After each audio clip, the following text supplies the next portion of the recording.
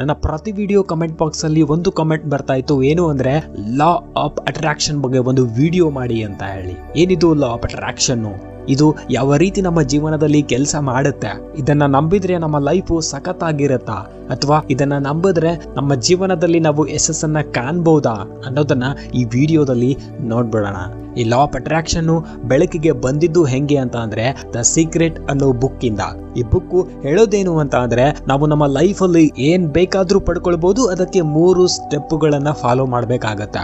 Ask, believe ಮತ್ತು achieve. ಈ ಜೀವನದಲ್ಲಿ ನಿನ್ಗೆ ಏನ್ ಬೇಕೋ ಕೇಳು, ಎಲ್ಲಾನು ಸಿಗುತ್ತೆ. ಅದರಲ್ಲಿ ನಂಬಿಕೆ ಇಡು ಮತ್ತು ನನ್ಗೆ ಆಲ್ರೆಡಿ ಅದು ಸಿಕ್ಕಿದೆ ಅಂತ ಕಲ್ಪನೆ ಮಾಡಕೋ. ಇದರಿಂದ ನೀನು ಅನ್ಕೊಂಡಿದ್ದು ಸಿಕ್ಕೇ ಸಿಗುತ್ತೆ ಅನ್ನೋದು ಈ ಬುಕ್ ಹೇಳ್ಕೊಡುತ್ತೆ. ಅಂದ್ರೆ ಫಾರ್ ಎಕ್ಸಾಂಪಲ್, ಸಪೋಸ್ ಇವಾಗ ನನಗೆ ಯಾವ್ದಾದ್ರೂ ಒಂದು ಕಾರ್ ಬೇಕು ಅಂತ ಅಂದ್ರೆ ಆ ಕಾರ್ ನನಗೆ ಬೇಕು ಅಂತ ಹಂಬಲಿಸ್ತಾ ಇರಬೇಕು. ಯಾವತ್ತಿಗೂ ಪಾಸಿಟಿವ್ ಆಗಿ ಅದ್ರ ಬಗ್ಗೆನೇ ಯೋಚನೆ ಮಾಡ್ತಾ ಇರಬೇಕು.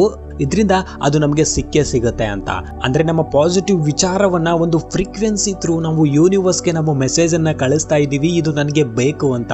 ಯೂನಿವರ್ಸ್ ನಮ್ಮ ಥಾಟ್ ಫ್ರೀಕ್ವೆನ್ಸಿಯನ್ನ ಕ್ಯಾಚ್ ಮಾಡಿ ನಮ್ಗೆ ಏನ್ ಬೇಕು ಅದನ್ನ ಕೊಡುತ್ತೆ ಅನ್ನುವಂತಹ ನಂಬಿಕೆ ಆ ಪುಸ್ತಕದಲ್ಲಿರುವಂತದ್ದು. ಇದು ಎಷ್ಟರ ಮಟ್ಟಿಗೆ ನಿಜ ಅನ್ನೋದು ನನ್ಗೆ ಗೊತ್ತಿಲ್ಲ, ಆದ್ರೆ ಪಾಸಿಟಿವ್ ಮೆಂಟಾಲಿಟಿ ಇದ್ರೆ ಲೈಫ್ ಅಲ್ಲಿ ಏನ್ ಬೇಕಾದ್ರೂ ಪಡ್ಕೊಳ್ಬಹುದು. ತುಂಬಾ ಜನ ಲಾ ಆಫ್ ಅಟ್ರಾಕ್ಷನ್ ಅನ್ನ ಯಾವ ರೀತಿ ನಂಬ್ತಾ ಇದ್ದಾರೆ ಅಂತ ಅಂದ್ರೆ ಆ ಕಾರ್ ಬೇಕು ಅಂತ ಅದಕ್ಕೆ ಫಿಕ್ಸ್ ಆಗಿ ಯಾವಾಗ್ಲೂ ಅದ್ರ ಬಗ್ಗೆನೇ ಯೋಚನೆ ಮಾಡ್ತಾ ಫೀಲ್ ಮಾಡ್ತಾ ಅಲ್ಲೇ ಸ್ಟ್ರಕ್ ಆಗ್ಬಿಡೋದಲ್ಲ. ಯಾಕಂದ್ರೆ ಆ ದಿನ ಬಂದಾಗ ನೀವು ಬಯಸಿರುವಂತಹ ಕಾರು ಇರುತ್ತೋ ಇಲ್ವೋ ಗೊತ್ತಿಲ್ಲ.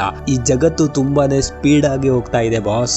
ಅದಕ್ಕಿಂತ ಅಪ್ಡೇಟೆಡ್ ವರ್ಜನ್ ಆಗಿರುವಂತಹ ತುಂಬಾ ಕಾರುಗಳು ಬರಬಹುದು. ನೀವು ಅನ್ಕೊಂಡಿರುವುದಕ್ಕಿಂತ ಒಳ್ಳೆ ಕಾರು ನಮ್ಗೆ ಸಿಗ್ಬಹುದು. ಸೊ ಲಾ ಆಫ್ ಅಟ್ರಾಕ್ಷನ್ ಅನ್ನೋದು ನಂಬೇಡಿ ಅಂತ ನಾನು ಹೇಳ್ತಾ ಇಲ್ಲ, ಬಿ ಪಾಸಿಟಿವ್. ಅದನ್ನ ನಂಬಿಕೊಂಡು ಕೂತ್ಕೊಂಡ್ ಬಿಡೋದು ತಪ್ಪು. ಕೆಲವೊಬ್ರು ಹೇಳ್ತಿರ್ತಾರೆ ಲಾ ಆಫ್ ಅಟ್ರಾಕ್ಷನ್ ಇಂದ ಹಾಗಾಗುತ್ತೆ ಹೀಗಾಗುತ್ತೆ, ಅದರಿಂದ ನಾವು ಅನ್ಕೊಂಡಿದ್ದೆಲ್ಲಾನು ಪಡ್ಕೊಳ್ಬಹುದು ಅಂತ. ನನ್ನ ಪ್ರಕಾರ ಏನಾದ್ರೂ ಆಗಿದ್ರೆ ಅದೊಂದು coincidence.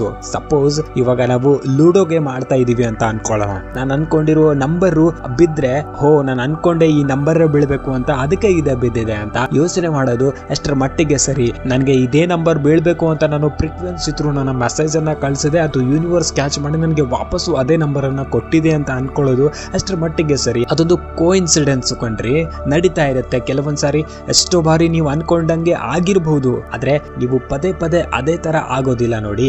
So law of attraction ಅನ್ನ ನಂಬೇಡಿ ಅಂತ ಹೇಳ್ತಾ ಇಲ್ಲ, ಆಸ್ ಎ ಮೋಟಿವೇಶನ್ ಆಗಿ ತಗೊಳ್ಬೇಡಿ. ನಮ್ಮ ಕೆಲಸವನ್ನ ನಾವು ಕಂಟಿನ್ಯೂಸ್ ಆಗಿ ಮಾಡ್ತಾನೆ ಇರಬೇಕು. ಈ ಲೈಫ್ ಅಲ್ಲಿ ನಿಮ್ಗೆ ಸುಮ್ನೆ ಕೂರ್ಸಿ ಕೂಳಾಕೋರು ಯಾರು ಇಲ್ಲ. ನೀವು ಬದುಕಬೇಕು ಅಂತ ಅಂದ್ರೆ ನೀವು ಕೆಲಸ ಮಾಡ್ಲೇಬೇಕಾಗತ್ತೆ. ಸೊ ಪಾಸಿಟಿವಿಟಿಯನ್ನ ನಂಬಿ ಅದ್ರ ತಕ್ಕಂತೆ ಆಕ್ಷನ್ ಗಳನ್ನ ತಗೊಳ್ತಾ ಇರಿ. ನಾವು ಈ ಆಕ್ಷನ್ ಗಳನ್ನ ತಗೊಳ್ಳೋದು ತುಂಬಾನೇ ಮುಖ್ಯ. ನನ್ನ ಪ್ರತಿ ವಿಡಿಯೋಗಳಲ್ಲಿ ಹೇಳ್ತೀನಿ, ಯಾವತ್ತಿದ್ರೂ ನಮ್ಮ ಕೆಲಸ ಆಗ್ಬೇಕು ಅಂತಂದ್ರೆ ಆ ಕೆಲಸದ ಪ್ರಾರಂಭ ಆಗ್ಲೇಬೇಕು. ಸೊ ಆಕ್ಷನ್ ಗಳನ್ನ ತಗೊಳ್ತಾ ಇರಿ, ಆಕ್ಷನ್ ಗಳಿಂದಾನೇ ನಮ್ಗೆ ರಿಸಲ್ಟ್ ಸಿಗೋದು.